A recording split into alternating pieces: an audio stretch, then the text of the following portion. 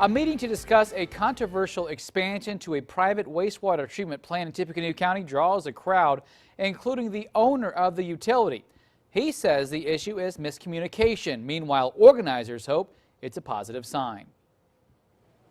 American Suburban utility customers kept piling into the Wabash Township Fire Department Tuesday night. In all, it was a crowd that was standing room only. We dropped everything to come to this meeting tonight because it's really important. As News 18 was first to report Monday night, the topic is the nearly $14 million expansion to the Carriage Estates wastewater treatment plant near County Road 400 West and US 52, which helps serve about 4,000 ASU customers. ASU officials say the project has two purposes: taking out the phosphate from the effluent that is released into Indian Creek and expanding to serve more households in the area.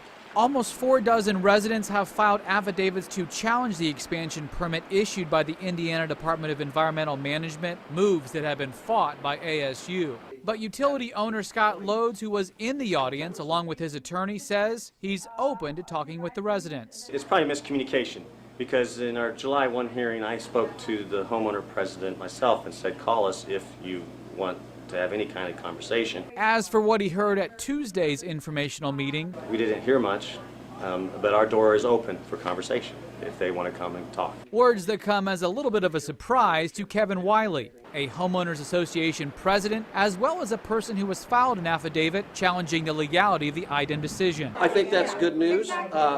We were informed at the initial hearing that our communications were to go through legal counsel, and that's what we have done. Wiley wants alternatives considered to both protect Indian Creek as well as trim the projected 68% increase to wastewater bills to nearly $80 a month, perhaps by tying into West Lafayette's wastewater system. But Load says all other options are cost prohibitive. For example, pumping to the city of West Lafayette would, the cost of transporting any wastewater plus the increase to the West Lafayette treatment plant would make our rates substantially higher than it would just increasing the capacity of our current plant. But again, Wiley disagrees. I would prefer to reserve judgment on any costs until we know what they are. We have information that I think would counter that. In the meantime, it appears like Wiley's efforts to make more customers aware of the situation and put pressure on local government officials is already paying off. I'm shocked. I'm shocked that this has been going on since April, and I'm just now hearing about it in December.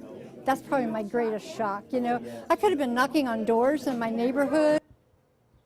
About 70 people attended tonight's meeting. Residents have retained counsel from the Hoosier Environmental Council to represent them through this challenge process. Tonight, the attorney estimated the challenge could take several months to be decided. Of course, News 18 will continue to follow this story.